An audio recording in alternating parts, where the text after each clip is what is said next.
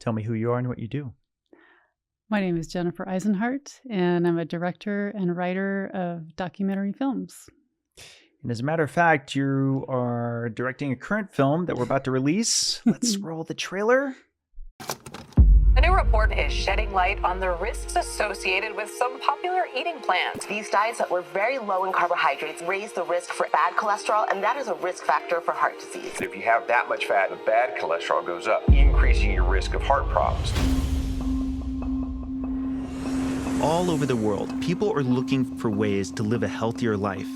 People who suffered, sometimes for decades, with chronic illness, and then a simple change in diet turns it all around. My symptoms all improved dramatically. It literally felt like the lights had come on.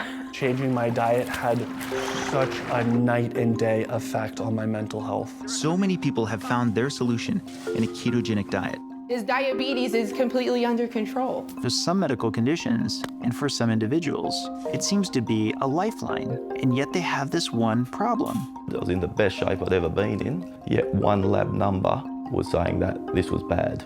My life changed like that.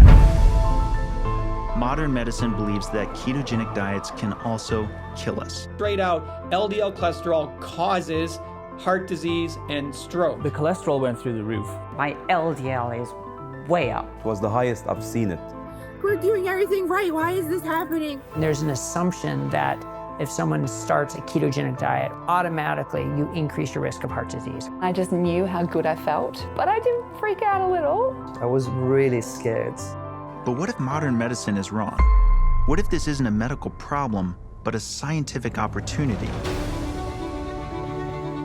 What if we take a look at healthy people and see if cholesterol matters the same? So this is kind of the big money shot. Well, what the heck is going on? I have to know if this is a problem. Wow, what a revelation. Earth-shaking in the world of health. It takes somebody with completely fresh eyes. He's an outsider, starting to sort of upend medicine. There's no money without industry, and there's not an industry for a ketogenic diet. I'm hoping that this changes the science going forward. There was a joy in her that I hadn't seen in a very long time. I think there's a paradigm shift happening, but we're at the very beginning of it. People need to understand what they eat affects everything. Some amount of time has passed, and now we're back. I think it'd be about 2 minutes and 12 seconds. 2 minutes and 12 seconds. So now everyone's seen it, or at least they've seen the trailer before they've seen the movie. How has your experience been? Just give me the top level view. How's your experience been putting this movie together? It has been a marathon, not a race. It has been amazing. I mean, it has been insightful. It has been endearing. It has been educational. It has been world travel. It has been learning things I didn't know before, translating science. I mean, it's just been so many things all wrapped up in one, which the film is really, right? Yeah. Has some twists and turns, right? You never know as a documentarian, once you start filming, where things go. You may have an idea of where you think they'll go, but it was quite a journey, right? Yeah, 4 years. Yeah, we started in 2022, February of 2022. I got a call from this guy named Dave, interested in doing a film about cholesterol, and it sounded really interesting after the last film we did.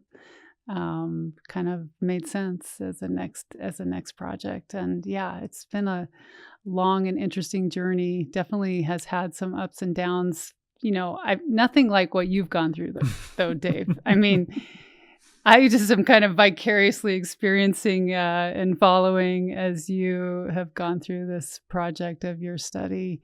And it's just been fascinating to kind of open the curtain and get a look inside of what really goes on behind research and science. Yeah. Now, as of the moment we're recording this, the campaign for the release of this is still getting worked out. Mm-hmm. But the main thing is when we turn this around, it shouldn't be too long after this podcast airs that people can experience the film for themselves. Yeah. Yeah, but the official premiere date, March 14th, at your conference in Las Vegas. I guess we're at a theater nearby, but during the conference weekend, the COSI conference weekend, which I think is going to be great because, we're going to have an audience of folks from the conference and just some of the, top VIPs in this space, which is amazing that you've collected for the Collaborative Science Conference. So that's a really exciting place to release the film, and it's going to be kind of a bit of deja vu, though, right? Like, we've been here before. I think we did this last year. But, there's new findings. There's new information that we were able to wrap into the film, of course. And so that'll be fun to share. Yeah, let's go back to that fateful call. We were introduced by some mutual friends of ours. I think it was literally Brett Schur who did the official, hey, Dave, you should connect with Jen, because I was about to see quite literally the first findings within the data for our study. Yeah. So our study is on folks with this triad, this combination of three things: high LDL, high HDL, low triglycerides, which broadly tend to be lean mass hyperresponders, which are at the center of my research. And here we had 100 scans, 100 that had been completed literally in February of 2022. Yeah. And I was like, okay, we're finally going to get a chance to see it. Man, if we were going to do a documentary, now's the time. Yeah. And Brett's like, hold that thought. Mm-hmm. Connects you. But I was already of the mind, and I think I even said this to Brett at the time. I was like, listen, my understanding is this is not how documentaries typically work. You don't snap your fingers and a whole team just shows up and they're like, we're starting now an entirely new documentary based on this new data. Thank you for giving us a few days notice or a week notice to get this whole thing rolling. Yeah. It's usually a lot of pre-production, right? Getting something set up before. Yeah. Yeah. I mean, that shoot was like just right out of the gate, but at that time we hadn't even decided that we were going to do the film project with you. And, when we first spoke, it was like, well, this is really interesting. Brett connected us and, cause I had interviewed Brett for Fat Fiction and, the film that I released in 2020 on the history of the U.S. dietary guidelines and kind of the miserable failure of the low-fat diet. So that's how I knew Brett. And he connected me with you. And you called, and I think it was literally like the next week. It was like 7 days before you were going to get the preliminary results from the study.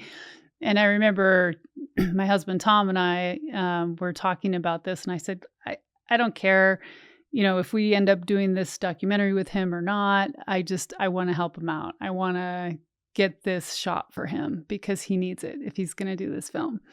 And so we just jumped in and we helped coordinate a freelance crew that was a trusted crew that we knew down in Los Angeles. And we got you that camera crew for that preliminary data release. And then after that, we were talking more and I was like, okay, this is really cool. So now, how much did you know about cholesterol yourself before you started filming? Well, not nearly as much as I know now. I mean, I wanted to do more about cholesterol in Fat Fiction. I knew that it was kind of the piece that holds people back with low carb and ketogenic diets, historically. And still to this day, that's the criticism of low carb and ketogenic diets is they're going to raise your cholesterol and give you a heart attack. And, sure, you may drop 50 pounds and feel the best you've ever felt in your life, but you're going to give yourself, heart disease. So I knew that I needed to include that in Fat Fiction. And if you watch that film, there's a very small section about cholesterol because it's such a big topic. It was hard to go. Like if you dive in, you got to dive deep as you have. Yeah. And so we had a very short section about cholesterol and in that film. And I knew that it was a bigger topic and I knew that it needed more attention. And so it was just very interesting when Brett reached out and you reached out, and it was like, yeah, this does deserve to be an entire film, because you can't unpack it in a single segment. It's hard to unpack it in an entire film. Yes. Yeah. Yes. That's, one thing that's a fun fact to share for anybody watching this, wondering about the film. I originally had intended for it to be a lot more sciencey and to really get into how the mechanisms work and maybe have more deep mechanistic 3D animation. And really early in, you brought up that we should consider a lot more of the personal stories, while I was kind of leaning a bit heavier on the science side, because as you were alluding to, it's a lot to unpack. And so that brought forward a pretty interesting challenge. Could we successfully have a lot of the personal stories like mine, where you're getting this new lease on life seemingly from going low carb, but you're facing this fear of the high cholesterol, but also get into the science itself and still be faithful to what we need to explain. Do you feel like we pulled that off in the movie? Oh, yeah. Yeah. I mean, we worked very hard at that, right, Dave? I mean, Yes. You and I had so many scripting sessions together. For people who don't know, Dave and I co-wrote the film, and we spent a lot of time getting that right. And I think we did. I think we did. But to be fair, my writing part was mainly on the technical. The writing is very much a Jen Isenhart production. I mean, you are one of the most prolific writers, and just, you're so good with words and shaping. A lot of my narration, I feel like you got me well enough to write in the words that I would typically use and in the style, but often more concisely and careful. Like, I OCD too much when I'm trying to write, even for myself. And so, no, I appreciate that. I got a writing credit. I definitely worked really hard, especially on the sciencey parts. But Jen, I can never say enough how amazing of a writer you are. Oh, thank you. I really appreciate that, Dave. It was a fun project. It was a challenging assignment. I will say that, because the science is very technical, and yet, we're wanting to present this information so that, the average person can understand and follow and have it make sense, and how could it relate to their life, and what can I take away from this? And so that was really challenging. And then also to put it in your voice.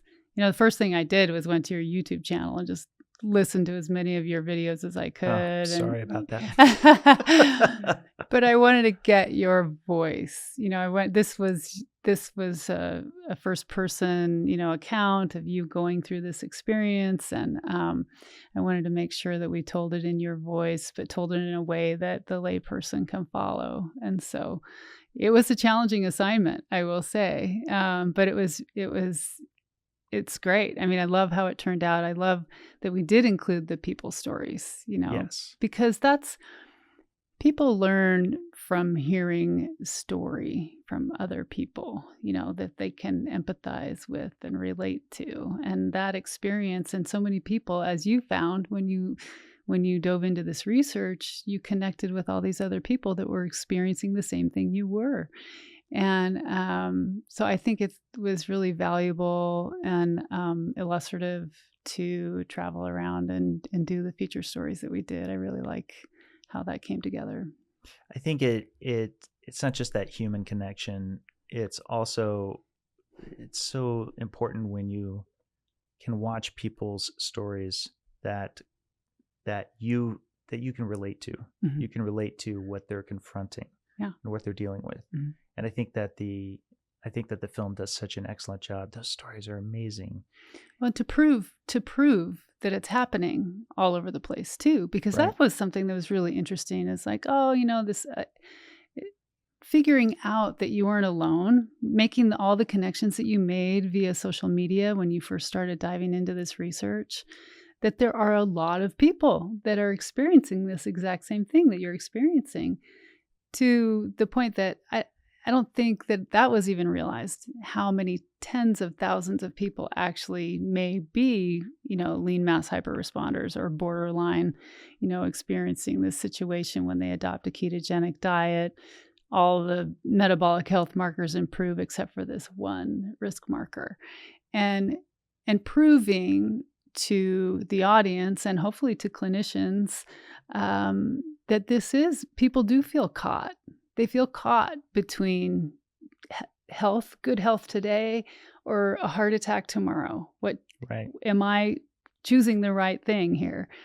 And so I think that the personal stories really exemplify that and show people that it's real. It's not just an abstract idea. It's affecting people's daily lives and how they choose to manage chronic disease and their health. Now, one thing I think a lot of people don't realize is the editing process is probably 100 times what people think it is. Like they think, oh, it shot, you spent X amount of time filming and you spend about that amount of time editing. Not true at all. Yeah. There has to have been at least, and I'd say this without hyperbole, at least 25 different variations I myself ended up watching by the time we ended up with our final iteration. Yeah. Right. And that's just me. How many times do you think you've seen a variation of the film watching it back to back? Oh, gosh. That would be difficult for me to count. I was watching it again this morning. Yeah, we were preparing another export of it this morning. You can't miss at least details. 100 times. At least 100 times. Yeah. Yeah, no, every frame. Yeah, you cannot miss details, especially in a topic like this. It's so important that we get everything right. And, to that end, having a script consultant like Dr. Brett Scher, who's been reviewing all our scripts, bless Dr. Brett Scher. He's been so patient and supportive. So that's been wonderful. But yeah, editing is not for the faint of heart. It takes a lot of time and attention and consistent dedication. Shout out to Bill Crum. Yes, shout out to Bill Crum, the editor on this film. He just did a fantastic job, and he also has been working on the film for 4 years. We started. Of course, as soon as we start shooting, we start making selects and we start making cuts and we start thinking about, okay, what are we going to use from this? What else do we need? And so the editing process actually starts pretty early on. So, yeah, I said this to him at least a handful of times. I said, I'm sorry you have to keep staring at me. Well, a funny thing. Bill actually retired in December, the end of December. He and I have had actually a 30-year career working together with an excellent... This was the one that put him out to pasture. Well, he'd already planned to retire, but he couldn't retire because I had to have him finish the mastering in January. So I kept calling him. I'm like, I'm sorry, Bill, you can't retire. And, fortunately for us, he's a really good sport and he stayed with it and finished it all up. So we're not going to get into all of the elephants in the room, but the events that followed the April 7th paper necessitated us doing a little bit more work on the film, or I really should say you and your team doing more work on the film, mostly. But I'm going to say, as I've told you privately before this point, I think it's at least 2 or 3 times better than what it was last year. Yeah. And that is a testament to Bill in particular. When there's time, you get feedback, and the feedback you take. This is another thing that I really think people need to understand. Good filmmakers, they don't assume they're right at all times. They're listening. They're listening to what their audience says. And we've had some significant edits that we thought we were on the right track. And then, no, it turned out that the people listening, watching, were saying, I don't know, I don't totally understand this part, or I'm kind of getting lost here, or this period is a little bit slow. And they're really the bigger editors at the end of the day. if we've got the time to make it, right? Yeah, that was actually a wonderful opportunity. We were able to do a large audience test and actually gathered feedback from the test audience. And we were able to act on quite a bit of that feedback. And I mean, one of the cool things that came out of the audience test was that people understood the science. So that I was really happy about that, because it's tricky. You know, you start talking about cholesterol and lean mass hyperresponders and lipoproteins and all of that, you know, you can lose people. But the feedback from the audience test was they really got the science, which was great. But there were a couple areas that people gave feedback about, maybe the pacing. The opening we changed. The opening, we actually cut an entire new open for the film, which I love. It sizzles. I love the new open. Great. Yeah. So the new open. And then the new data that came in after the release of the paper, we were able to fold in to the ending. So we have a more complete reporting of the data, including some interviews with some people who showed regression. So that was a great. Spoilers. I know. Am I saying? I mean, I guess I am saving a spoiler, but I think it's all right, though. Already been spoiled. It's fairly wide news. Yeah. I've said this to you many times before, but I want to say it again, which is just that this has also been one of the best collaborative experiences I've ever had with anything. Without question, as should be expected, with something so big, so massive. It's creative process. You're going to have some headbutting here and there. There's definitely been things where you and I were just in strong disagreement, couldn't quite come together. But at the end of the day, I think that it's important there be one person who's, you know, truly the director. That's you. So at the end of the day, as much as I may have strong opinions, there are some times where you're like, it's got to be one of our calls, and it's going to, you know. You, however, have always been very receptive. You've always listened to feedback, and we have a great film. It's amazing. Yeah. It's been a great collaborative experience for me too, you know, and Tom, my husband, you know, he's the director of photography on this and does a lot of the field work and supports me. Shout out to Tom. Yeah, he's fantastic. This has been a great collaboration. I agree. And especially for a project of this size and scope and length, you know, like the duration of just the 4 years of working together, I think it could be really easy to run out of patience or just, you know, get frustrated. Well, part of it is just that you don't have a thing that's already happened or a thing that's already there and in its complete state, or, you know, it's a moving target. There's a lot of things that are changing on the fly. And that also becomes challenging from a budgetary standpoint, right? Because we're trying to figure out what we can pick up shoots for, what we can't. Frankly, there's been a number of times where we thought something was going to get more exciting, or there'd be more interesting questions at a conference or things along those lines that turned out not to be the case. That's documentary, though. I mean, you just shoot. Just keep the cameras rolling. So much more than you're able to get into the film.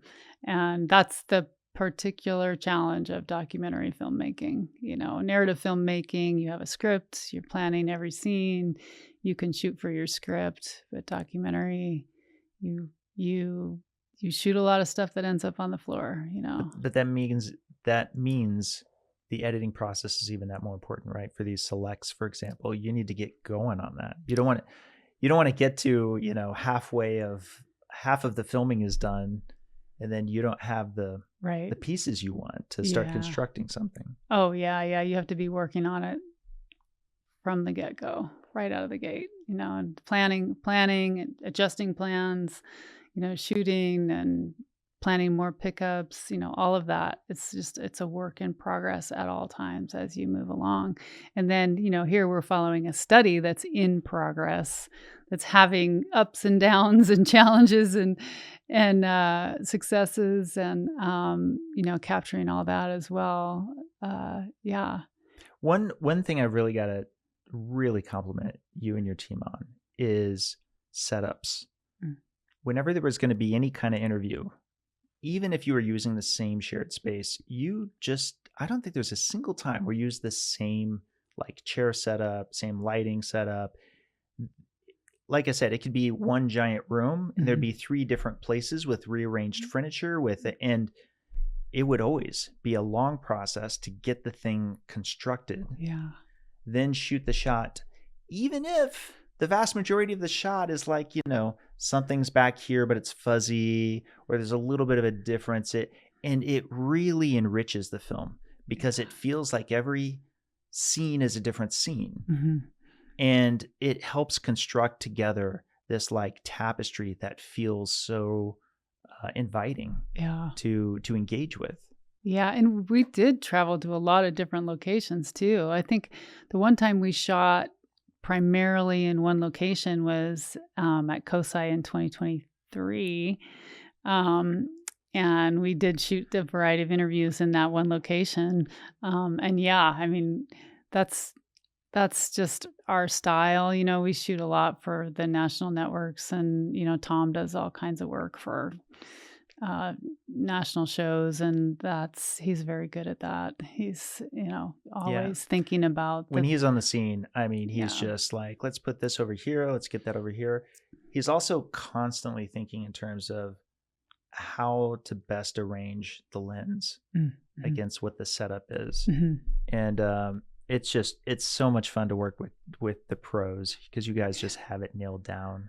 I'm super lucky because I think sometimes I take that for granted because I'm so used to it, but just being able to walk, just having the confidence of knowing that the shot's going to look great, and then I can focus on questions and script and content, and think of bigger things and not be worried about how the shot's going to look, and that's such a luxury to have that. What was perhaps one thing that sticks out in your mind as something serendipitous? It turned out better than you thought, or a happy accident, for example? Oh gosh, let's see. Well, I was really happy with how the graphics turned out. Yes, the graphics are. I think they worked out so well, and we were concerned because 3D medical animations are insanely expensive. Yes. And I was shout out to the graphics team, to Ty. Yeah. And I really want to capitalize on what you're saying, because I think both you and I, we were looking at the cost of doing these like true 3D rendered graphics and the time investment and all that sort of stuff. Yeah. And so you had found this team. What's the name of the company? They're called Verve. Verve. And they do a lot of medical animation. And they actually usually only work in 2D. Right. So they usually do more 2D animation. But we started talking to them about what we wanted to do, and we wanted to do some elements in 3D. We definitely wanted the human body, the brain, and the organs, as we were talking about them, to be in 3D.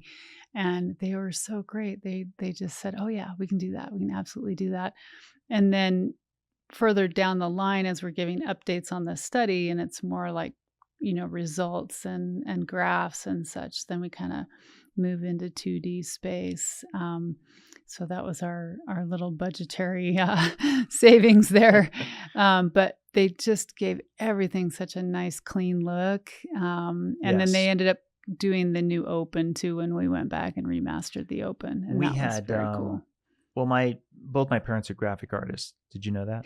I only recently learned that. I did not know that. I don't know how I didn't know that until just like a couple months ago. I'm the apple that fell a bit from the tree, but not too far from the tree. Yeah. I really do like good brand awareness. Mm-hmm. And I know you know this from working with me for a long time now. Mm-hmm. And that's what I love about our graphics. Yeah. I feel like we've got a nice, I think it's called brand philosophy, but basically there's rules in the way that we display things and how we try to. And so I think it gives it this nice clean look.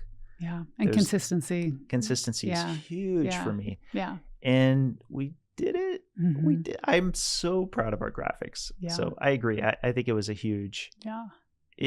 We didn't. A lot of these things, I feel like you have to. I don't want to say get lucky, but definitely things just have to work out. Yeah. Like you and I working so soon without having known each other, it's a huge risk. Yeah. You don't know. You don't know how well you'll connect with other people, particularly if it's a huge project. Same thing with the graphics company. Yeah. Time's running out, so we need to like get these things going. Definitely took a leap of faith. But we had, we have a production company as well, and we do a lot of other production work as well.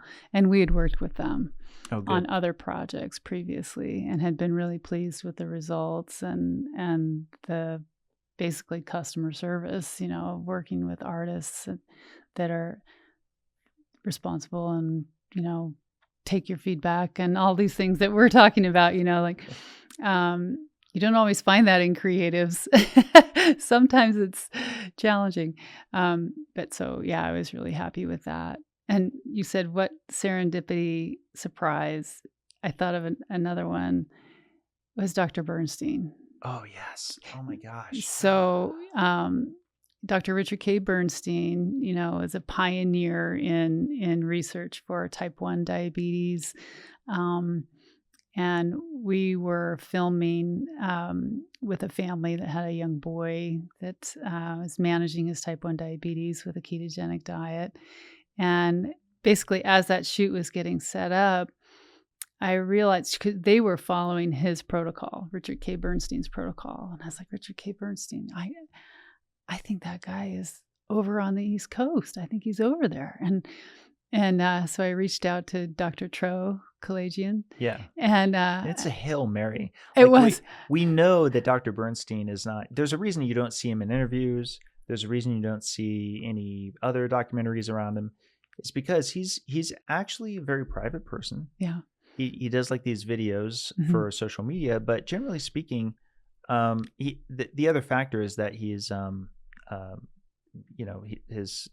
immunity is a concern. So you want to he needs to be sure, given he was more compromised early on in his life, right, to maintain good health.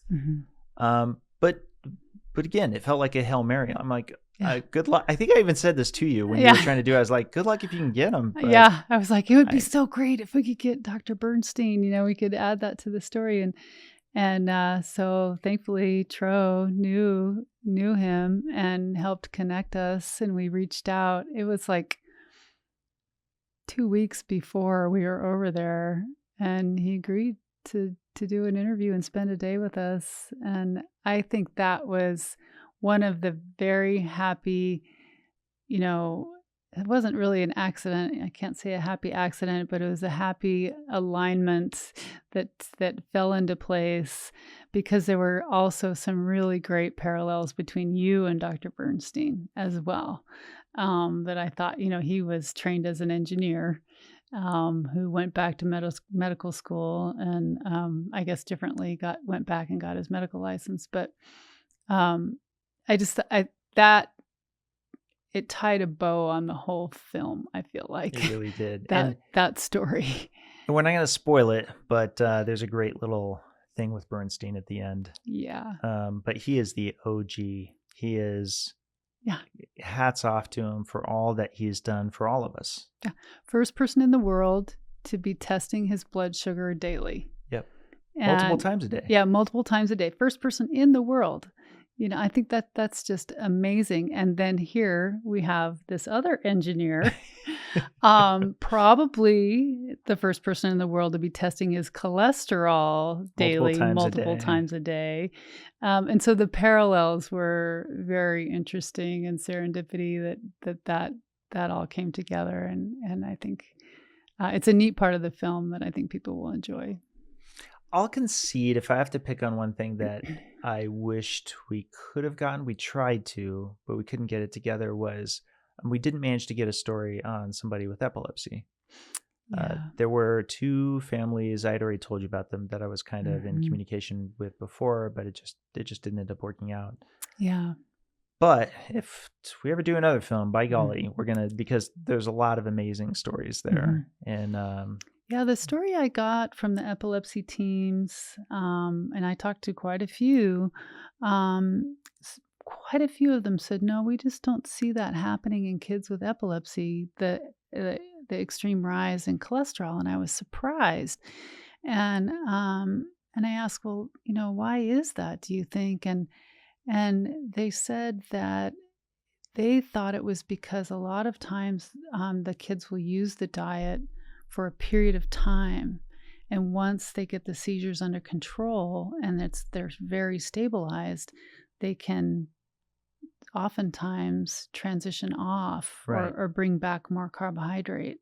So that was the answer they gave me anyhow. And yeah, what I know is a common thing is they may add cholesterol-lowering medication for children who see a rise in their LDL cholesterol, because it's already kind of a bit standard that there's just more medication that tends to be involved for people compared to, say, those with type 1 diabetes. With type 1 diabetes, it can be thought that it's just more about the monitoring, less about the specific medication. But with epilepsy, there tends to be a lot more medication in play, and therefore the door is a bit more open for that scenario. Adding in something else. Yeah, I was surprised by that too. I was surprised that I was just kind of running into dead ends. But then we found Johnny. Yeah. And the family dealing with type 1 diabetes, which is also an emerging, amazing story of families going against the guidelines, basically doing the exact opposite of what the guidelines for type 1 diabetes recommend, and finding incredible success. And it's so interesting in the nutrition space, just running into that story again and again and again. And yeah, the Coughlins, that's Johnny's family. Yeah. There's stuff they were telling us off camera. You were there for that, and that they experienced a lot of social ostracizing from other type 1 diabetic parents. Not only that, from clinicians. They were, they had clinicians borderline threaten them that they were treating their children, that they were doing the wrong thing for Johnny. And when we went and interviewed Dr. Bernstein, and his assistant Sam told us that Dr. Bernstein has had to go and testify at several court cases where, when parents of children with type 1 diabetes get divorced, a lot of times part of the trial will be that you're not doing the right thing for the child. We're going to take the child away from you because a parent is treating this child with a low-carb or ketogenic nutrition approach. Right. And sometimes the other parent doesn't agree. The other parent may be trying to get custody. Yes. And so they're trying to leverage it's really unfortunate. One of the graphics I'm so proud of that you had a keen eye to pick up on was what Dr. Bernstein talks about with the law of small numbers. Oh, yeah. And how you're trying to as the glucose is going up, you apply the insulin, but hey, if you have less glucose taking it up, you need less insulin, and then you get it under a lot more control. Yeah. And I say this many times, I'll say it one more time here, which is just that cholesterol to me is so much more complex than glucose and insulin, right? I feel a little disheartened sometimes when I'm like, wow, they can't get that part? Yeah. If they can't get that part, man, I've really got a strong... Right. I've got a lot of work ahead of me to try to get them up to speed on the cholesterol part. Yeah. Yeah, it was amazing how low of a dose of insulin that Johnny was able to maintain with, and also Dr. Bernstein. He talked to us about when he first started as a kid, he was getting 200 units of insulin a day. And at the time we filmed with him, he was down to 20 units a day. And that was just by managing the carbohydrate intake, like minimizing the carbohydrate intake. Then you don't have to take as much insulin, and it keeps everything under control. Like you're saying, the law of small numbers. And it just makes sense. It really makes sense. But yet people in the type 1 diabetes community still run up against the clinical guidelines still recommend higher carbohydrate diets and higher doses of insulin. And those parents, there's a great group called Type 1 Grit that has been supporting parents and families with type 1 diabetes. And it's good that they have that, because they've been going up against mainstream medical advice and sometimes getting a lot of grief for it. Yeah. It's unfortunate because I feel like we already have enough science there. I know. So in the case of type 2 diabetes, I think for most people with type 2 diabetes, there's more options on what they can do. Mm-hmm. I do think that virtually any successful weight loss diet is going to be a low insulin diet, to quote Dr. Bickman. Mm-hmm. But in the case of type 1 diabetes in particular, like you just have that removal of control of glucose within the body. Why not just have less carbs? Yeah.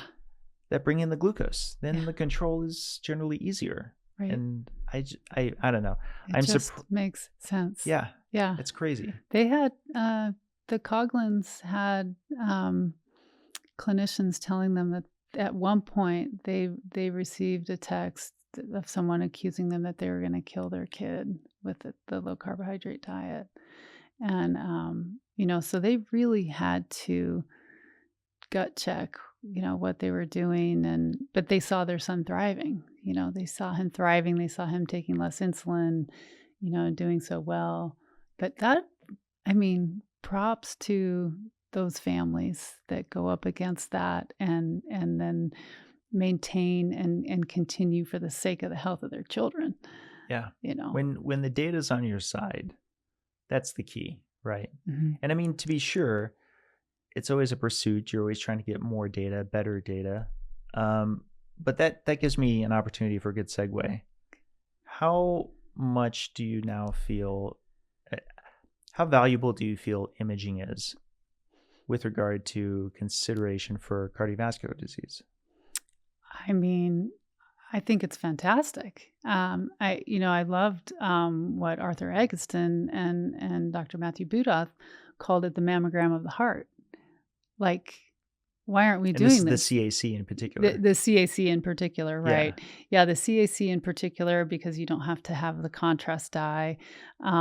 It's a low dose of radiation. It takes 5 minutes. You don't even have to change clothes. You just go lay down and they scan your heart. And it's a great first baseline. And of course, there are caveats, depending on your age, it can have greater meaning. And depending on the results, you may want to do further testing. But for example, I'm in my 50s. Because of this project, doing this film with you, I decided, well, I think I'll go ahead and do a CAC. And I just went and had one done. And the CAC was 0. So I feel pretty confident that And what that means is there was no detectable calcification, because the CAC is a score. Mm-hmm. And if it's a positive score, if it's a non-zero, that means there was some amount of detected calcification. Yeah. Now, to be sure, as should always be caveated, even if you feel like you're as healthy as an ox, you may go and get a scan. It turns out that you do have a positive one, which means that there is calcification. Mm-hmm. But that could also have a lot to do with what your prior lifestyle is. If you're in the process of trying to improve your lifestyle, it's not a bad idea to get one to just know where you're at. Yeah. Yeah, it's wonderful. Because then you're not just relying on surrogate markers for heart disease. You're actually looking inside and seeing if there's presence of the disease, which is exactly what I learned from you. Yep. Nothing beats the prognostic power of seeing the actual disease itself. We just couldn't do this before. You couldn't easily look into the coronary arteries of the heart, 30 years ago, 50 years ago. Mm-hmm. Or if to what degree you could, would require a lot of radiation, right? A lot of testing. Yeah. So it really, like the concept, the dream of the mammogram of the heart, when they were talking about in the 90s, that was on a lot less resolution, and that was on a much higher dose of radiation. Today, it's about 1.5 times that of a mammogram. Right. Which they want you to do every year. Yeah. So, I mean, they don't want you to do them every year. They want me to do them every year. And so, any pushback on the exposure to me is, there's an ulterior motive going on there. I think it's fantastic. It made for a great story thread in the film as well. And of course, is a key part of your study.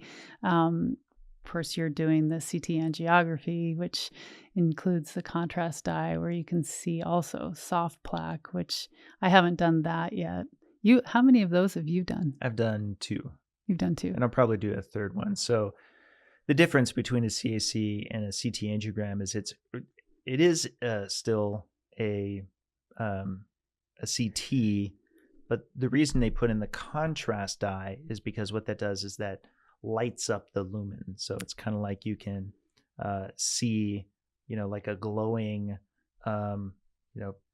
expansion of what the blood is throughout the coronary arteries. Right.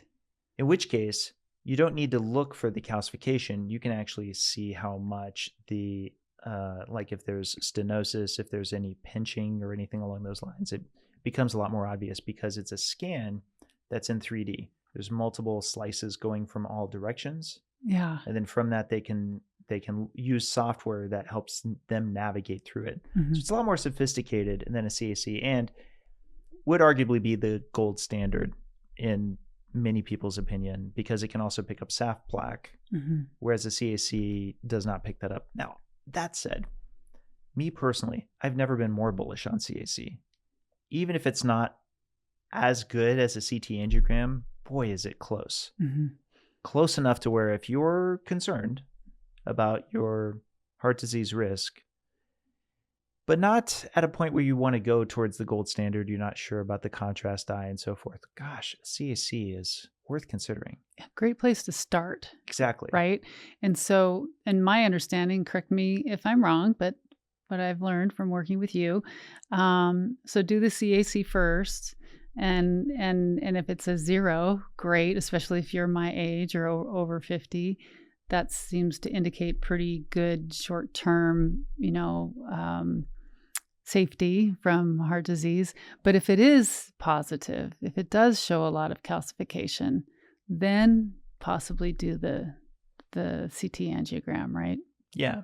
There's some of the considerations have a little bit to do with where you're at with your cohort in age. So, for example, somebody in their 60s or 70s, depending on their male or female, you can check the charts as to what the percent likelihood is and what typical ranges there are. So, generally speaking, for example, almost everybody in their 70s are probably going to have a positive CAC.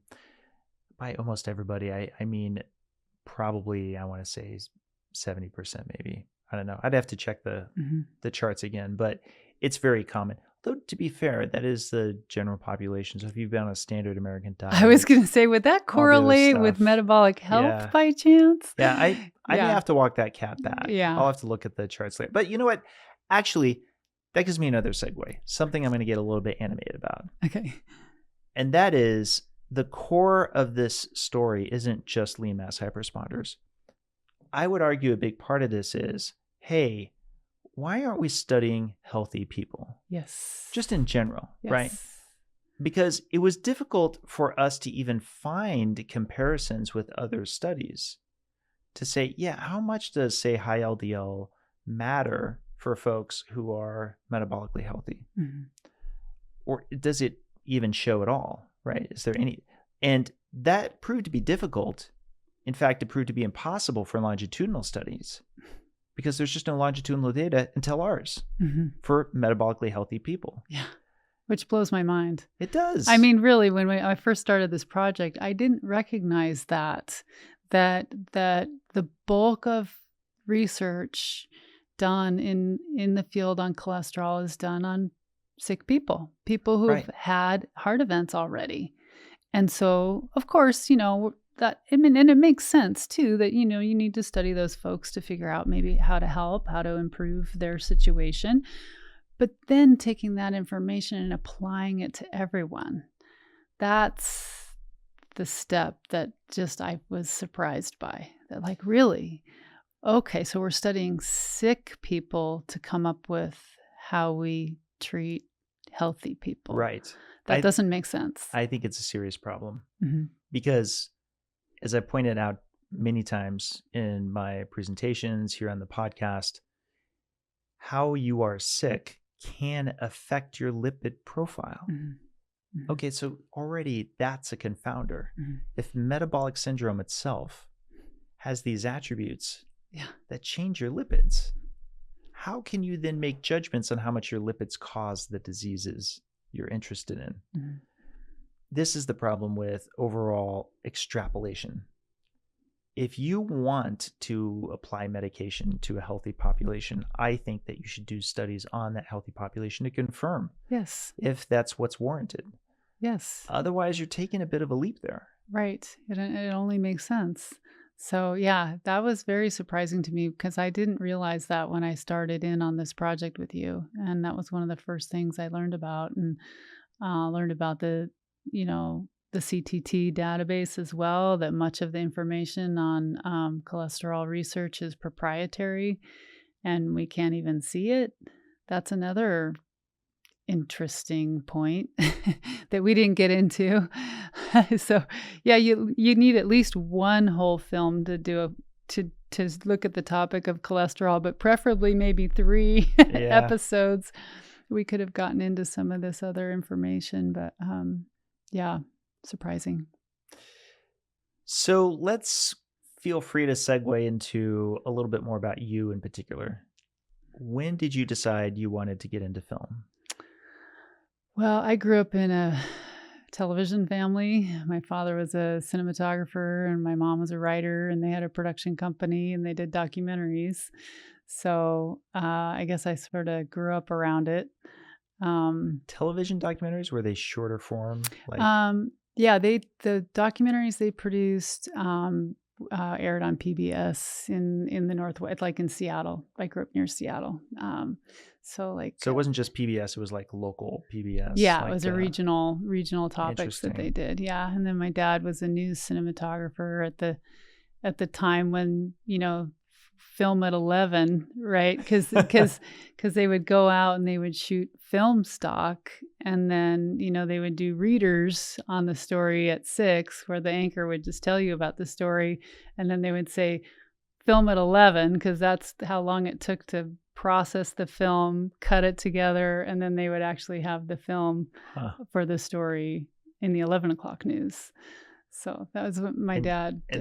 And then on that, you're working with the reels and all that. It's flatbed editing, old school, razor blades and white gloves, and piecing it all together. Yeah, exactly. Now you knew this about me, but maybe a lot of people watching this didn't, which is that I actually had a small run at film school. But it was at a time in which I also was doing quite well in the .com boom. Yes. And I had to pick one. I had to pick a life raft to jump on. And oh my gosh, it's tough with film. You have to either have to know someone, you have to just, work really hard, do a lot of until you're discovered, whatever you're doing, right? You could be a PA, do like 80 projects before somebody picks you up and takes you to the next level. If you're an actor, actress, you may have to do a bunch of bit parts. Yeah. You have to do it before you finally get the big break, right? Or I thought the route I might end up in is I just make enough money. So with my engineering gig, that'll just finance my own film. Finance your own films. Yeah. That's probably the best idea of all. Yeah. It's just that track kept on its own and I never got back around to it. But I know it is true. It is in fact true that I've said many times over to friends and family that on my bucket list of things, top of the list was to be in a feature film. Now I guarantee you could have asked me any of those times. So what's your top 100 things you think it might be? And there's no way I would have said a cholesterol documentary. That's duh. Oh my gosh. Yeah, that's crazy. Yeah, I knew you'd gone to film school. I went to broadcast journalism school. So I went to the Edward R. Murrow School of Broadcast Journalism at Washington State University. He endowed the communications school there. And so my degree was actually in television journalism. And so I went out and worked in television as a news reporter and a producer and special projects producers, where I kind of landed. So, but were you in front of the camera? I was a news reporter for the first 5 years of my career, just on camera, news reporter, schlepping camera gear all over the place. That was in smaller markets where you had to shoot your own stories, and we would literally like set up a light stand and then get the camera and focus on the light stand and then go stand in front of it or pull it out of the way. And then you could do your stand up, you'd shoot your own stuff. Right. So that's how I started in smaller markets. And then I'm curious about this though. In working with you, you're definitely more comfortable, it seems, behind the camera and directing things and putting it together. But I could so easily see you as just an on-camera interviewer. Mm-hmm. You've got a real natural style to you. Getting back to the writing, you're very quick with good questions. Mm-hmm. In fact, to just interject this real quick, we started getting a good shorthand process where you would write out the questions. I would either have them on my phone or I'd have them like on an iPad nearby or something like that. I would try to practice it up a little bit. I'd get pretty decent at hitting the bigger ones at least. Mm-hmm. And then once I felt like I was kind of running out of steam with the particular interview or interviewee that I was looking to, I would then turn to you and you might have thought of some new ones. Mm-hmm. A lot of times those were gold. Yeah. And then I might have a final set like after that. Yeah. It's nice to be able to sit back there and listen and not be in the hot seat, because you can kind of listen more globally to the whole interview. And actually a lot of times I would be taking notes and then sometimes it would just be like the answer. It would be nice to get that answer again. Maybe the person kind of stumbled a little bit, or maybe there was something they alluded to that might be cool to expand upon. And it's really nice, to have someone behind you kind of listening and then filling in with a couple little extra questions. It's and huge. We do that in our own production company. Tom will do that for me. I usually do conduct interviews for our projects. Like Fat Fiction, I conducted all the interviews, and it's unusual for me to have someone else conducting the interviews, which is interesting, but it worked out great. Yeah, that's a very comfortable place for me to be. And I found that I preferred working behind the camera and producing. I wasn't as polished in front of a camera as some people are. There are people who are born to be in front of a camera, and I'm not one of those people. I can get by, but I really prefer working behind the camera and putting all the pieces together and, looking at the big picture and that whole process. So, yeah, I gravitated back behind the camera, like, probably about 5 or 6 years into my career. I moved into special projects producing. So when was this roughly? That was probably around 1995 is when I moved to Boise, interestingly, Boise, Idaho, which is, at that time was a pretty small town, but had a really great television station.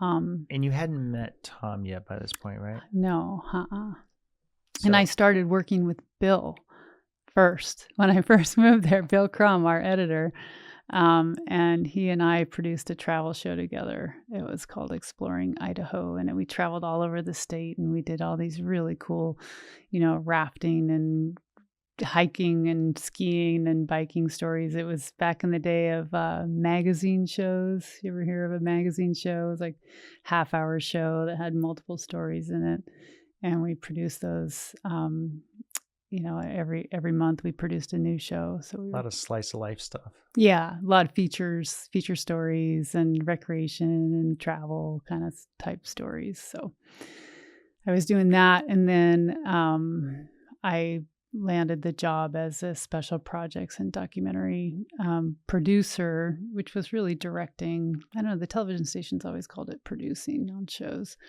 but I was writing, directing, putting together documentary projects for the television station. Kind of like a showrunner. Yeah, except that I didn't have anyone to run. It was all me. a self-runner or something. Yeah. It was Bill and I. We were 2-person crews, and so Bill was the photographer, editor, and I was the writer, producer / director. And we did a variety of documentary films for the television station. Seems like a lot of work.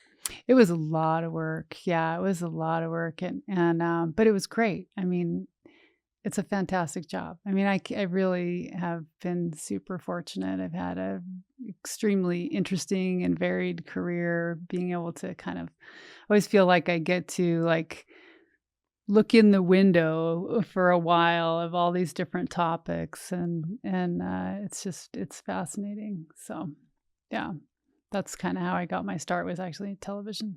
So where did it take you next? So, in 2000, Tom and I, we had met and had gotten married. And in 2000, we decided to step out and start our own production company. So we started Wide Eye Productions, and just started our idea was to produce content for the cable channels. So we had done a lot of freelance work over the years and produced a lot of content. Like, our shows were being aired around the Northwest. We had a national cable channel pick up one of our series. And so we thought, well, let's do this independently, because that was all for the television station. So we wanted to do it on our own. So we started our company and started pitching series to cable networks. And that's kind of how we launched it. So give me some examples of the series you pitched. Oh, we pitched a lot of series. It's like throwing darts at a moving dartboard because the staff changes a lot at these networks. And so you start picking up what they're interested in? Yes. And that was, I think, a little bit of a mismatch for a while, because there was this phase of reality television show with forced urgency and forced conflict, that's everything that the cable networks wanted. And we were pitching, we had some great ideas. We had a show called American Music with John Doe. I don't know if you know who he is, but he's the lead singer of a band called X. And I mean, we were huge fans. And we pitched a show where he traveled around the country and met different musicians and would jam with them and learn about the different music scenes in different cities around the country. That one actually had a couple of networks interested, but ultimately didn't go through. We had another one where we were working with two brothers out of Sun Valley that were ski racers. They were big X Game athletes and really great athletes, and also, just really charismatic guys. And we had a show that we put together that we were going to travel around the world with them and do different sports with them around the world. And we pitched that to the Travel Channel. And I never forget, we flew back to Washington, D.C. and met with the acquisitions director for Travel Channel. And she liked it. She said, are you pitching this to anyone else? And we said, well, we'll sit on it if you're interested. And she said, hold it. I'm very interested. So we walked out of that meeting going, wow, this could really happen. And then 2 weeks later, I reached back to her. She'd left the Travel Channel. Oh. She switched networks. And that was just the story of our lives. It just felt like we just never quite got aligned with the right idea, the right time. And plus we were getting feedback, well, we need more conflict. We want more,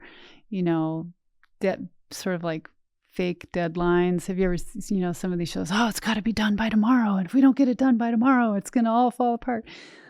That stuff was coming down from the networks. They wanted to insert that into these shows. And so anyway, like I said, I felt like we were throwing darts at a moving dartboard, and we were small, so it would take us, several months to put together a pitch and a sizzle reel for a concept. And really, you needed to have an entire team of people throwing darts.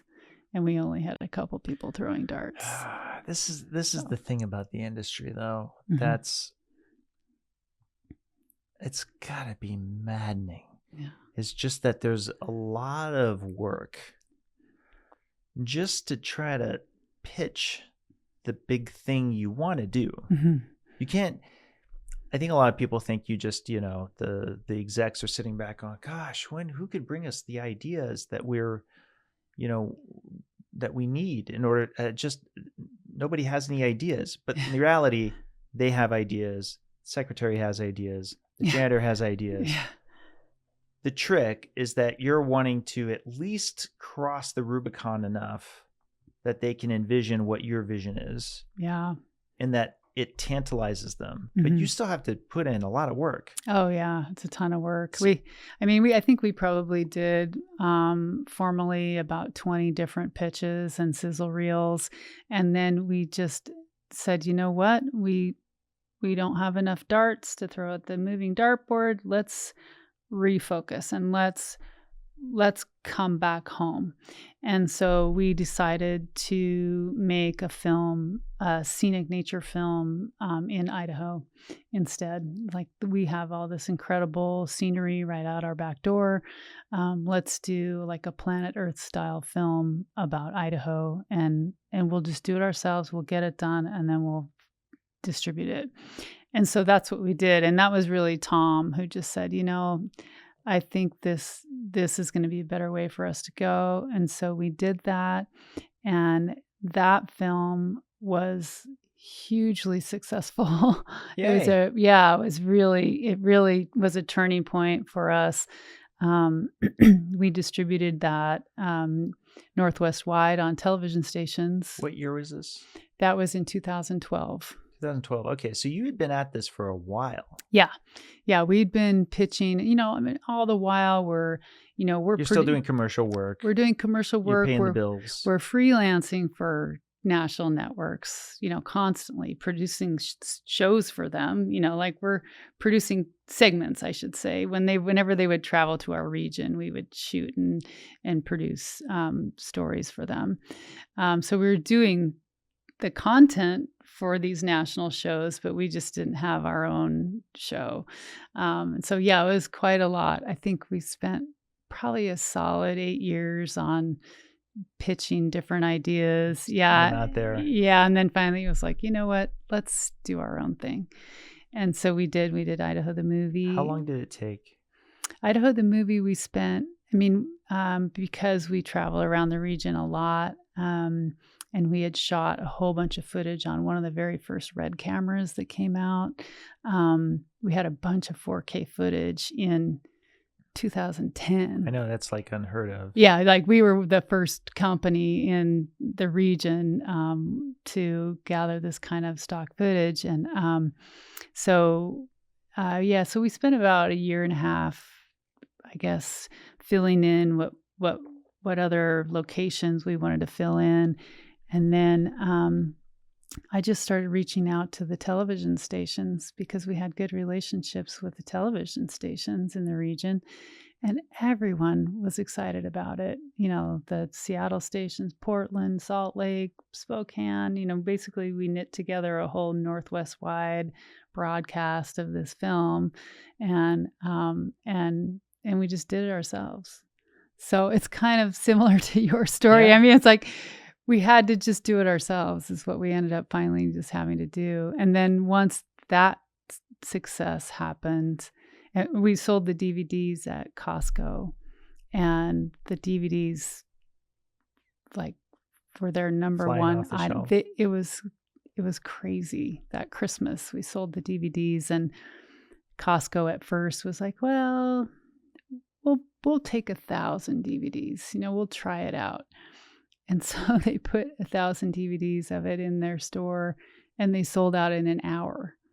And so then they were like, well, okay, we'll order, another 1,000 DVDs. And then those sold out in an hour. And then we're getting a call from the national Costco salespeople going, what is this film?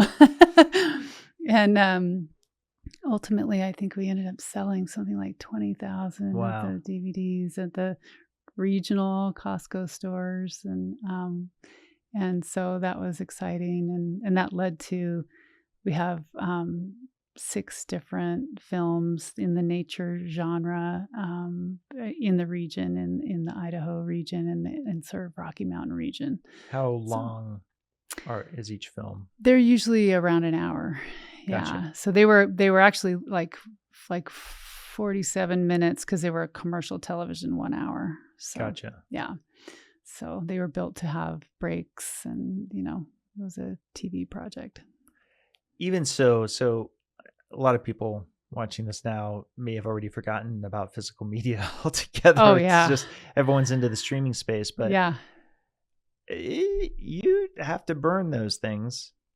They have to get packaged. Yes. So there's some level of risk. Oh, yeah. Putting these things together that you don't have with streaming. We still have a garage full of DVDs. If anyone wants some DVDs. Yeah, that was the risk with Costco, actually, in particular, because, they wanted the giant pallet. They want the pile, that shows up when people walk in the door. And so they after the success of the first film, the next ones, they made huge orders. And then, if they don't sell, you have to take the leftover stock back. So, yeah, we still have boxes of DVDs in our garage. So when was the first time you worked your way towards wanting to do something longer, an actual feature-length film? Yeah, so a feature-length film. Yeah, because all of the documentaries I did for the television station were 1 hours. So we did stuff on salmon recovery, methamphetamines, all different topics, but those were all 1 hours. The first full feature-length documentary that we did was Fat Fiction. Yeah. That was the first one? Yeah. Dang. Yeah, because the others were all targeted toward television and streaming release, but television first, broadcast release first, and then streaming. And Fat Fiction was at that inflection point of when streaming as an independent filmmaker was a viable distribution path. So prior to really 2017, you still kind of needed another distribution method besides just streaming. But then streaming really picked up after like 2016, 2017. It was like, actually, I think we could make a film and actually get a return on our investment just with streaming. So that was part of the calculus, literally what I was just talking about. Yes, it was. And it always has been. As an independent, you have to think about the numbers as well as if you want to stay in business, if you want to keep doing it, you have to think about distribution for sure at the beginning. Like, well, how are we going to get this out here? How are we going to do this? And so, yeah, that was the first time that we felt like we had a viable path for distribution with a full-length feature film. So we did it, and we did. So notably, its main narrator is Mark Hyman. Yes. When were you writing the film before you knew Mark Hyman would be in it? Or, yes. Okay, so you just had, whoever that was going to be. And then when did you find out that you could get Mark Hyman for the film? After I emailed him That was a Hail Mary too. I was like, who would be my number one choice? Like, who do I think would really be a great narrator for this film? And I had been seeing a lot of his work, and he had just at that time had come out with his book Food Fix. And I just felt like he had such a balanced approach. And I thought, I think he would be great. And so actually Nina Teicholz made the introduction for me. So that helped tremendously. You know, Nina has been so generous and helpful. I interviewed her for the film, and we connected then as, you know, journalists, and so she made the introduction, and of course I think that helped a lot. And he agreed to do it. I'm curious about the interviews. So you interview a number of prominent low carb people today, right? Yeah. How did you connect with them? Because you weren't that much in the space yet. No, right? I wasn't. But I, as a news reporter and as a writer and producer for television, I had done a lot of stories with nutritionists. I had interfaced with the healthcare system and nutritionists and dietitians, and so I had exposure to that and you know, knowledge of kind of what was being recommended for starters. And then when I understood how well low carb works and how the whole story about saturated fat may be off, that's when I became extremely intrigued. And you know, my career, you know, we did a lot of these nature films about Idaho. Those were kind of some of our first independent productions. But as a special projects producer for an NBC affiliate, I had done, you know, myriad different topics, and so I wasn't afraid of a different topic. So I just started reaching out to people. You know, I just said, I want to do this. I think there needs to be a film about the dietary guidelines and this vilification of saturated fat, which may have been, you know, put together on very little evidence.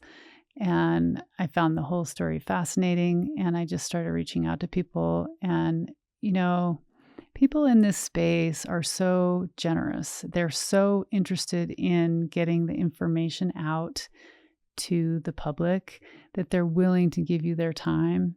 And that's what I found again and again with luminaries in the space, all saying yes. I'm just, Jen, the low carb community, I feel so blessed working with so many in it that just seem to be genuine and good souls. Mm-hmm. There's so many. I just think there's a lot of folks who, and don't get me wrong, there's some spicy ones out there, but truly, as communities I've ever worked in or around go, there's so many just people looking to help others. That's just foundational, right? It like is. You don't become passionate about nutrition if you're not trying to better yourself or help the health of your family or your friends or your community. And so, I mean, I just ran into that again and again. I know you have too. I ran into it. I mean, COSI, right? COSI is a charity fundraising event. Spoiler, all of our speakers, I'm just straight asking them to come on their own dime and their own time. Like they're making time in their life to fly here to Las Vegas. That's amazing. Where I don't pay them anything, all for the purpose of trying to raise money with us together to then fund the research. Yeah. And I mean, I'm sorry, having worked in other fields, engineering, medicine, I would think I would have a tougher time just getting a bunch of them to come out. But with this community, it's been great. And a lot of them have come all 3 times. Yeah. That's fantastic. I think most of them, I think the vast majority of them have come all 3 times. Yeah. And I mean, the lineup for your conference this year. Yeah. It is amazing. It's amazing. Yeah. I'm so excited to be there and to see everyone and get a chance to talk to folks too. I mean, and see the speeches. It's going to be an incredible conference. Yeah, but it just goes to show you. I mean, it's such an amazing collection of people. If I'm not mistaken, in Fat Fiction, you also had an interview with the great Sarah Hallberg. Yes. The we late, interviewed her great twice. Sarah Hallberg. She's just amazing. Yeah. And we miss her. Yeah, that was so sad. I was really sad when she passed, and I know a lot of people were. I loved her. She was feisty and so passionate about what she was doing, and I just loved it that she, she started the clinic within her hospital system for weight loss. And she said she was given a year to research the best methods for weight loss. And so, and she was brought up in her training in a low fat paradigm. But then she went to the research and she started finding all the research and going, well, wait a minute, low carb is far more effective, for helping people losing weight and reversing type 2 diabetes. But she got some pushback. Yeah. And the pushback was, and you will relate to this, there's not enough research. Yeah. There hasn't been enough research. We don't have, clinical trials to prove that this is safe and effective. And so what I love about Sarah Hallberg, she's like, fine, I will do my own study. So she didn't take no for an answer. And, her passion shows through in... And that brought us Virta. Mm-hmm. Yes. One of the things that I think people don't realize is Virta was taking some of the toughest patients. Some of the biggest struggle into their study, people who had type 2 diabetes for 8 years. But also, like, average BMI was very high. Yeah, and a lot of people will not include those folks in a study because there's too the difficult. Adherence level. Yes. Which again, it's this weird conundrum because a lot of diet studies, or a lot of diets that are in diet studies, the participants don't adhere to them long term. And then that's counted against the diet. But a lot of times, it's not just about the diet. It's also about the people adopting it. Sometimes they're struggling. I know this because I have some of these folks in my family. Yeah, right. And, you've got to get it away from the whole blame component. You've got to get it towards, hey, there's just multiple components that we have to bear in mind. And it's not too easy to figure out. But the question is, how many do manage, even if it's for a period of time, to maintain? Well, yeah, they have 5-year statistics, 5 years out of people maintaining reversal. I mean, it's so impressive. And it's incredible data. Yeah. And I wish there were more 5-year studies on everything. Yeah. So getting back to the film, you get a bunch of these interviews booked. This film, how long did it take you? Fat Fiction, so that was a bootstrap production. We were doing it in between paying projects. We self-funded that entire project. So one part of your day, your week is paying the bill work. Yes. Right, commercial stuff. Yeah. And then on your off time, right, you're trying to get this done. Yeah. Bill's on board. Yep. Tom's on board. Yep. And you had any others? Yeah, we had 3 other, and we've always usually had a staff of around 6 people at Wide Eye. And I had various people helping out. Usually 3 or 4 shooters we usually have on staff, and a couple producers is usually kind of our split. So was there anything, even though you'd been very experienced coming up to Fat Fiction, with this being your first feature-length film, was there anything you ran into you weren't expecting? A pandemic. Yeah, I wasn't expecting that. You didn't plan for a pandemic? No. No, I felt pretty solid. I just had quite a lot of experience producing shows, 1-hour shows. And this wasn't venturing too far in the technical. Yeah. Anything new. Yeah, I felt real solid with, the film, the interviews, the topic, and putting it all together. the distribution of a feature doc, we were new to try a fan-driven screening platform. And we had that up and going, and then the pandemic hit. So then we ended up just going straight to streaming, straight to Amazon. How far into that process with the fan-driven screening had you gotten? Not very far. We had just we did a first look screening at Low-Carb Denver in 2020, and that was on March 14th.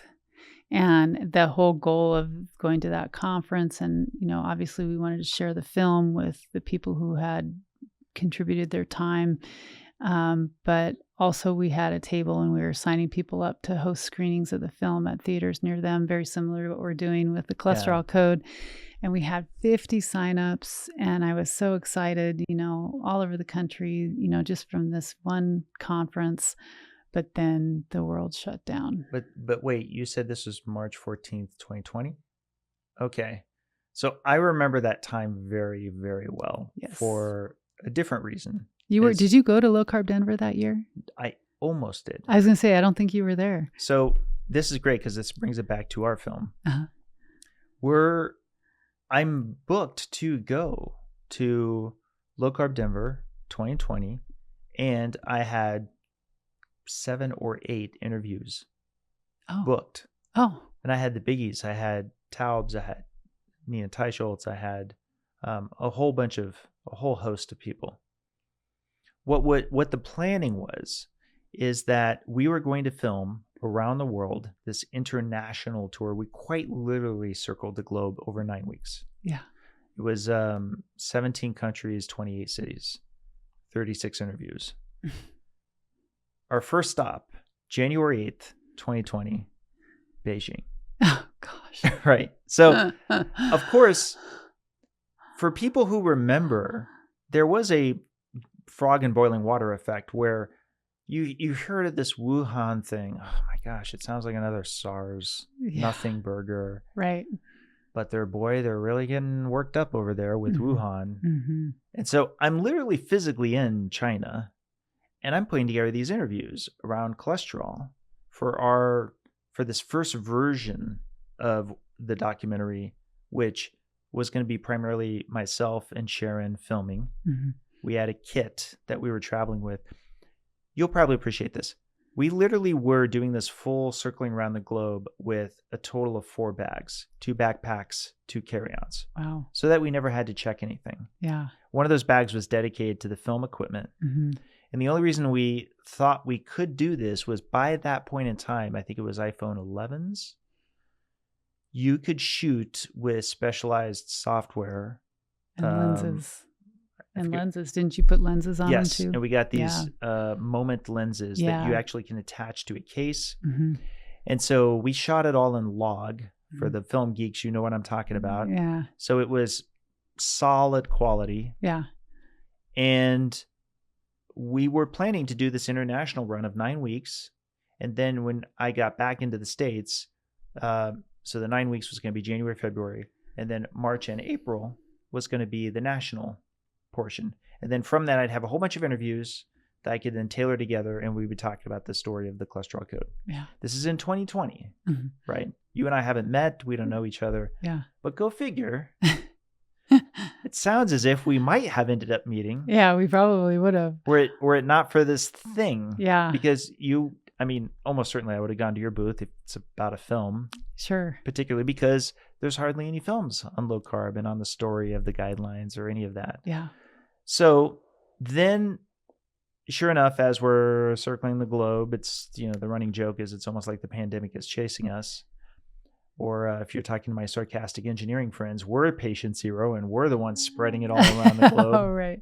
But no, we finally get into town, and I remember it like it was yesterday. The 48 hours after I came here, I'm doing my own research. It's a week away from Low-Carb Denver. Mm-hmm. And I go, I can't even believe I'm saying this out loud, but I think we shouldn't go.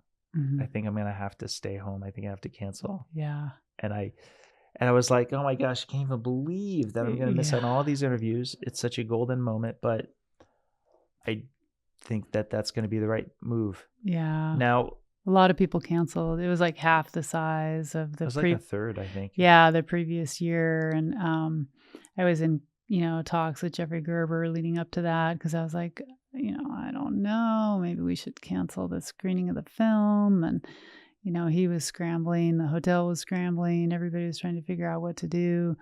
But I ended up going. Yeah, and so let's talk about the signups, where we have to do the obligatory mention of cholesterolcodemovie.com, where you can sign up. That's right. To host or attend an existing screening. Yeah. The way it works, this, user-driven version, is that if you're a fan of the film, you hear about the film and you're like, hey, I want to see it in a theater because I get the theater experience, right? See the curtains behind Jen right here. So, oh yeah, that's right. So you get to enjoy that experience of being in a movie. I say this all the time about my family. We tend to think of seeing a movie in a theater as like group therapy because we always feel better after we've done it in a theater. Anyway, let's say you sign up to be a host. You pick a place that's near you. You do it from the map and the platform that you're in. It's the same one that you were using, right? Was Gather? It's a little. It was a different company, but it's the same idea that we're doing with Gather. Yeah, it's the exact same idea. Basically, what's happening is these platforms make deals with participating theaters, and then what they do is they set up a kind of crowdfunding where if it hits a certain point, then it books that auditorium that was designated. Yeah, it's no fee for the host. There's no cost for the host, but they sign up and they pick a theater near them. And then basically they have to just promote the screening on social media to their friends and family and their community. And then if enough people register. Enough people buy tickets. Usually it's between 40 and 60 tickets. Enough people buy tickets. It pays the theater fees, and then the screening is booked. Yeah. So it's not much different than if I was a corporate client and I wanted to buy out an auditorium on a given night and day and so forth. And there actually is that option too. If you don't want to mess around with trying to sell tickets and you don't mind just paying the fee. Right. You can just do a straight buyout. You can just do a buyout screening. Yeah. Right. So I think it's, usually around $800 or something like that. You could buy out a theater for the night and then you could just give away tickets. So yeah. So there's just no getting around it. This is horrible timing. Oh yeah. Epic bad timing for the release of Fat Fiction. You get a booth at Low-Carb Denver, one of the largest, if not the largest at the time, conferences in low-carb. You're perfectly situated. You can probably score a whole bunch of signups there under normal conditions. Yeah. And then that's just perfectly bad timing. Yeah. For when there's not going to be a lot of people at that conference in the first place. It was the lowest it had ever been attended because 2/3 of people, and this includes, by the way, a bunch of speakers. Yeah, a lot of people canceled. Yeah. And so it was sparse. But on top of that, they were also taking a lot of heat. They were one of the only events that didn't cancel in that early March. Again, during that period of time, there was a lot of uncertainty. It was unknown whether or not it was worth canceling events as to whether the spread was that severe. Yeah. They had, people sitting further away, social distancing.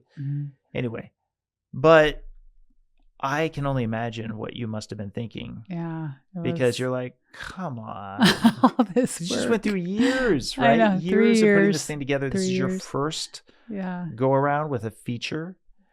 And it's not like you can just put pause on these things. Yeah. Right? No, it was unfortunate. And we ended up we spent a little bit of time waiting and wondering if theaters were going to open back up again, if this, like everyone, wondering if this was just going to be a couple month thing or what was this going to be. And We waited 1 month, and then we were like, this is going to be a long time before theaters are going to open again. So that's when we released it to Amazon. And that actually worked out really well because everybody was stuck at home for the pandemic. Yeah. And so streaming just there's a golden age took for streaming off. Yeah. And so in the end, it all worked out because then we had a captive audience on the streaming platform. And the film did very, very well on streaming. In fact, we were the distributor that we work with and we're working with for the cholesterol code. She has, I think, 2,000 films or something like that. We were her number one film for quite some time. Kidding. Yeah, Wow. Fat Fiction did very, very well. People were interested. So, yeah. So it all worked out. It was a little heartbreaking at first, but it all worked out. Yeah. Yeah. So you had launched it in 2020. We connect. I'm actually pretty sure we connected in 2023. I know you said. Oh, did I say 2022? Yeah, because you were saying, for example, COSI was in 2023. It actually was in 2024. That was the first one? That was the first one, yeah. Okay, I was off a year. Okay. But there's this gap. Mm-hmm. What's happening in between when we connect at first for a cholesterol code and the launch of Fat Fiction? Were you thinking about doing another feature film? I was. Yeah, I was. And interestingly, I was just kind of gearing up to do a film on ketogenic diets and mental health.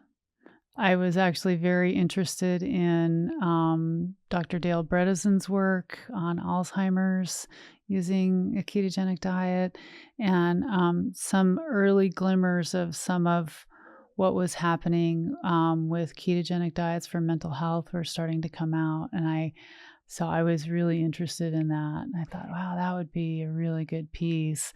And this is pre, I hate to put it this way, but you know what I mean when I say it. This is pre-Bazooki.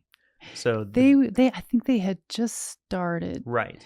And I kind of had heard about them, but I didn't know Matt Bazooki. I didn't know Matt's story yet. There was no Metabolic Mind yet. There was, yeah. There's no, so.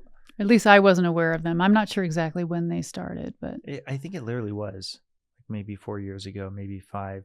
Okay. So just for the uninitiated, the Bazookis are absolutely pioneering groundbreaking science across multiple studies. Yes. And they're really moving the needle on exactly what you're describing. Yes. Ketogenic diet for efficacy with mental health issues.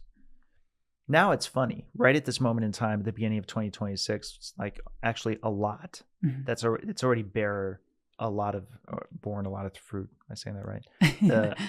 There's a lot of fruit that's come out of these studies that are super meaningful. And I love that in our film, we have a lot of folks who've worked with various versions of mental health through ketogenic diet. And that's, so in a roundabout way, we got to get it. Yes. We got to get in the tidbits of what you were interested in covering anyway. Yes. But of course, a lot of these folks are lean mass hyperresponders. They see their cholesterol go up and, what do I do if this diet is absolutely changing my life?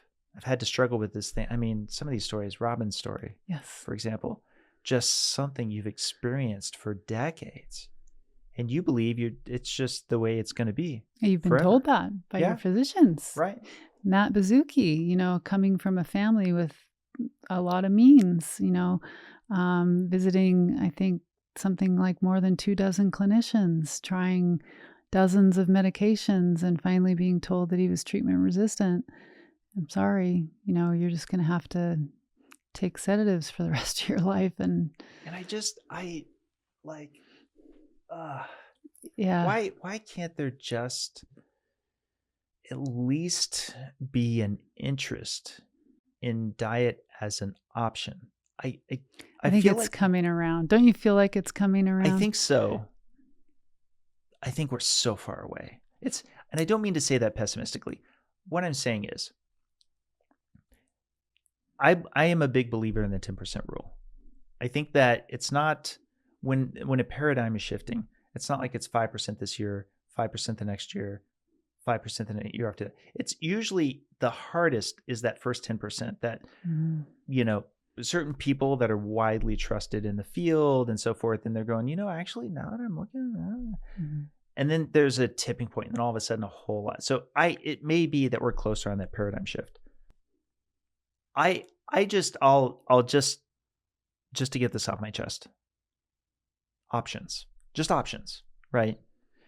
Too often, I think, outside of medication and surgery, it's difficult to get doctors to look at things because in their defense, they're probably brought way too much stuff, crystal healing, and I should, have this specialty oil or something from this particular company. And the person bringing the ketogenic diet as being helpful to them might be the 19th person out of, the 18 before that brought things that seem so demonstrably false, right?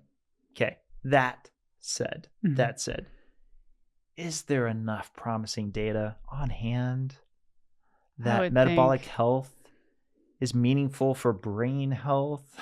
Yeah. Right? And what's the harm in trying a dietary approach? It's not going to harm people. I feel like Dr. Chris Palmer's work also is really helping move the needle, having the mechanism behind why this dietary approach works, and that is the shift in fuel sources, and that shift for the brain to be able to uptake ketones in a state of where it can't function on glucose anymore because of insulin resistance. So I think that information is going to help a lot. Because it's not just like, oh, my diet works great. I feel great on this diet. It's like, well, why does it work? And I think those questions are being answered in a way now that haven't been answered before in the past, in a scientific way that clinicians can believe in, I think. I'll concede this. I tend to find mechanisms aren't as exciting to clinicians as I thought that they would be. You sound like a man speaking from experience. Yeah. I find almost everybody gets more interested in the outcome data with regard to risk because then they can just take it and go. Okay. Don't get me wrong. I wish clinicians were more interested in the geeky aspects of it. But I think a lot of the mechanisms help inform the way by which to do the experiments that help us get to that data better, right? So, for example, how low carb, right? That's another pet topic because we have so much research that's coming out that feels almost like it's designed to give a black eye to low carb because it's labeled low carb. But then once you get into seeing what the diets are, they're 35 or 40% carbohydrates, which the low carb community would never endorse. Yeah. It seems it's a frustration that I feel. Yeah. A lot of times. Keto-like diet. Oh my gosh, my least favorite. Yeah. Is the keto-like. Yeah. Just don't say keto. It's not like a keto diet. Yeah. That stuff it does seem intentional. And it is frustrating to see that. Yeah. And you and I have chatted about this before. It's hard to come at this kind of topic. And it's hard to know for sure the audience demand for it. But things like how science gets gamified, when it seems like there's certain narratives being pushed. And I feel like in the case of low carb and keto, there's quite a lot of examples. I think there's a lot of organizations trying to save their credibility. Frankly, we've talked about this as well. Major organizations that have been saying a certain thing for many years, wanting to stick with their position, bolster their position. And so unfortunately, I think there is still that kind of thing going on. There's that saying, it's not a fun saying, but it came from scientists, which is they say science advances one funeral at a time. Yes. And the idea behind it being that people stick with their opinions. Uh-huh. It's hard. It's always fascinating to me when somebody says, I've been doing this for 30 years as a way to justify why they're giving the advice that they've been giving. Mm-hmm. Like the fact that they've been doing it for 30 years, saying the same thing for 30 years is a way to establish almost a seniority to the idea. But that's not how science works. Mm-hmm. Yeah, you need to be open to new ideas. The other thing that I see that always raises a red flag for me is people who are absolutely certain. Yes. People that are absolutely certain that we know this is the way that this is. And that's always a big red flag for me. It's like, really? I mean, doesn't science progress? Don't our understandings of things evolve? Like, to be so certain about in particular cholesterol and this topic, it's really interesting to see people's putting that stake in the ground still and not being open to new ideas, new research, new understandings, like your work, your study. It doesn't even need to be a value judgment. It doesn't need to be a binary, either LDL cholesterol is all the way good or all the way bad, which I feel like the internet breaks into. And I'm not saying it won't turn out to be that way, just that I never quite understand why people say I can only entertain one possible way of thinking of this. Yeah. Even when there's more data that's coming that should be considered for at least a more nuanced opinion. That's the alarm to me to follow the money. As a journalist, it's like, okay, there's a vested interest in this position. What could be driving that? So what's next for Wide Eye, dare I ask? Oh, yes. Well, we are really involved in getting this film out, of course. The cholesterol code, it's so exciting to get it out to audiences. It's going to be really cool to do these theatrical screenings and share the film with audiences and see people rally around the information. And you and I are going to a bunch of them. Yeah, that's going to be fun. So we've got a busy couple months ahead of us. After that, we may take a little breather. We are talking about some other film projects. We'll see if any of that comes to fruition. Right now is a hard time to talk about a new film project because I'm exhausted. But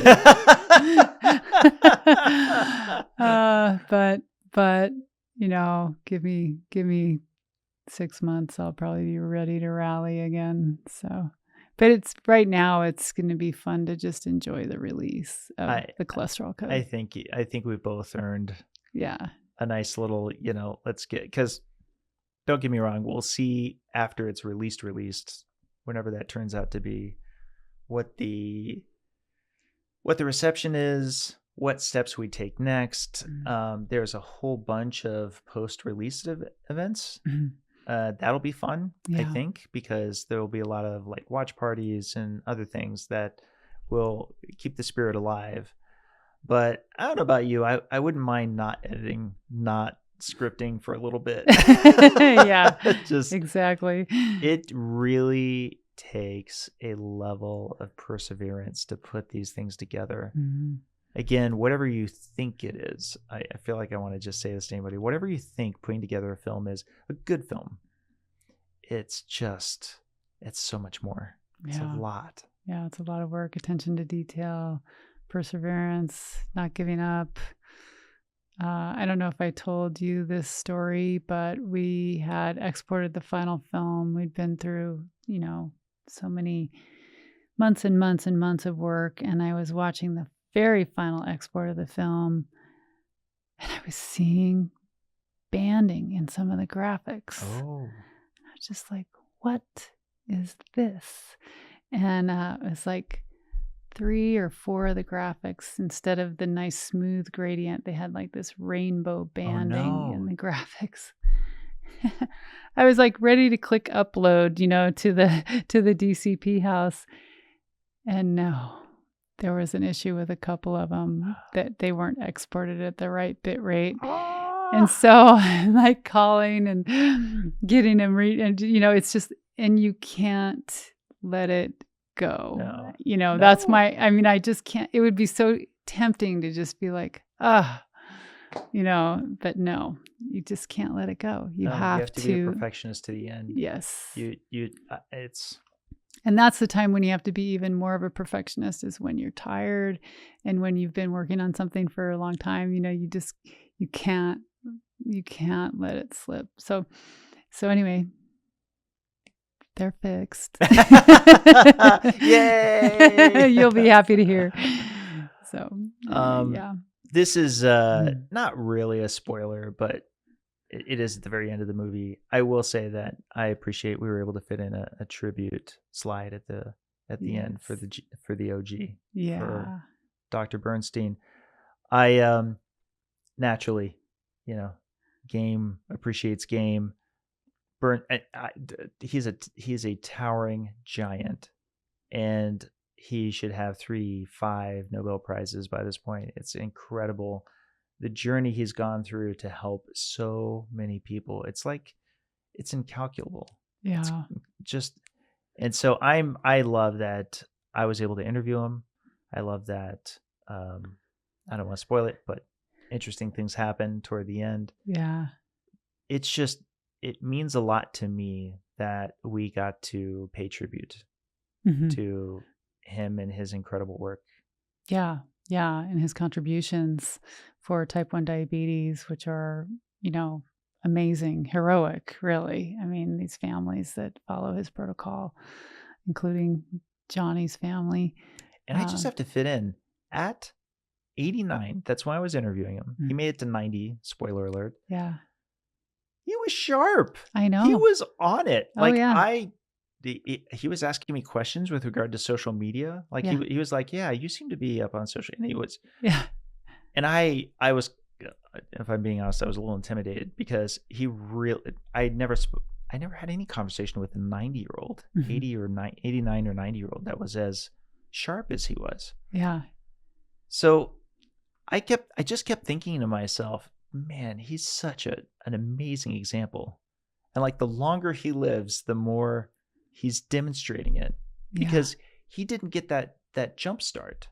No. He had, in his early life, he had to deal with what they were doing for treating diabetes, which, as he described it, was getting industrial strength insulin levels. Yeah. Which, as we talked about in the film, is very associated with cardiovascular disease. Yeah. So I'm sure it would have been a very interesting scenario if he could have had his own protocol from day one, if he could have been like Johnny. Yeah, right. Yeah. Yeah, who knows? He may still be alive today. One regret or one thing I was disappointed in is he never got to see the film. Oh, I know. It wasn't complete, and then he passed away, and I was so sad that he didn't get to see the film. But I've been in communication with his daughter, and I think his daughter is going to be attending one of the screenings over there. Great. So, but it was unfortunate that he didn't get to see it. Yeah.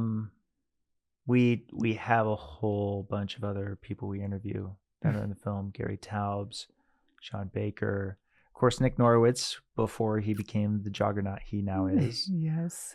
And it was really awesome to get people like Arthur Agustin. I was so pleased to get Arthur Agustin, Another the founder of Titan. the creator of the coronary calcium score.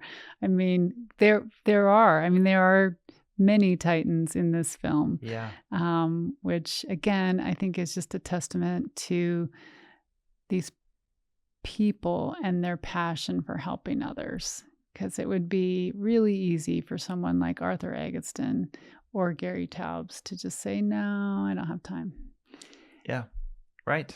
But they made the time, and they, shared their expertise, and they tell this, through their interviews and your voiceover, it tells the story so well. So I also want to fit in one more thing that I know you and I are both proud of. A lot of documentaries are kind of aiming in one direction, and they feel I know it's a pejorative term, but I'll just say what they feel like. They often feel like they're almost propagandizing. Mm-hmm. You know, they're trying to persuade, and they're trying to make it sound as if this is a case closed scenario, and there's no varying voices, there's no nuanced, recognition, things like that. And I feel like our film really strikes a strong balance. Mm-hmm. I feel like we have a lot of interesting voices internally that have differences in perspective. Mm-hmm. Same thing with the stories themselves. I think that the stories are not entirely ubiquitous. And I think that's important to carry across to the viewers. Yeah, for sure. I mean, yeah, we definitely have people who are handling the high cholesterol in different ways, which I thought was really important to include, because that's life. Everyone has to make these health decisions for themselves, but getting the information and finding out what's going on inside your own body and then making the decision for yourself. Ultimately, that's, what we all need to do, right? I think the varied voices in the film is a testament to your work, though, too, Dave. I mean, you have done such a great job of reaching out to people who have different viewpoints from you. And I think you have made yourself really approachable with people from, across the spectrum on this topic. And so that made it easy for me, in talking to folks and lining up interviews and working with people. But yeah, I hope so. I do believe it's super important for science. It's easier than ever to be in an echo chamber today. Mm-hmm. It's really easy. Yeah, especially with social media. Yeah. Yeah, the algorithms. It's supposed to interconnect us a bit more, but it is fascinating to me how this day and age, you can find yourself in a Facebook group, you can find yourself in a Discord, and it's just like a lot of like-mindedness that can gather together and then, rip on the rest of the world. Mm-hmm. And there's this commonality where they bring in caricatures or take screenshots to then rally behind. And let's face it, even, it's not just the trolls on the internet, even in the highest levels of academia, there's that potential. And in order to get around that, it's a skill. We've got to all develop it. We have to be interested and practiced at engaging with others and trying to, understand that a little bit better. Yeah, and don't write the ending before you begin. Yes, exactly. That's science. Yeah. So I think this is a good spot to wrap up and ask you, how do people find you? Oh, well, they can find us on our website at wideeye.tv. Our company's Wide Eye Productions, so wideeye.tv. And then just social media. We have Fat Fiction on Facebook is one of our very active channels. And actually, we've been promoting a lot of the cholesterol code through that channel. You even have this hybrid logo now, right? Yeah. Because Fat Fiction had the pyramid. Yes. And Cholesterol Code has an upside down pyramid. Right. So it has this nice little symmetry going between the two. And that I didn't realize until I put the logos together. I don't know how I didn't realize that, but that was your triad. Yeah. And Fat Fiction is the food pyramid. But we like the Fat Fiction Facebook page because I would say it's kind of the most active community, ironically, because not only are they Wide Eye fans, but a lot of them have gone from Fat Fiction into Cholesterol Code. Right. And it's great. We've had a lot of interest. Yeah. So that's probably actively where we're promoting a lot of information, but then also Wide Eye TV on X is the other place. Yeah. So. Well, thank you so much for coming out and jumping on. Thanks for having me, Dave. I really appreciate it. It's been quite the journey working with you, and it's so great to be have the finish line in sight. Yes. Yeah.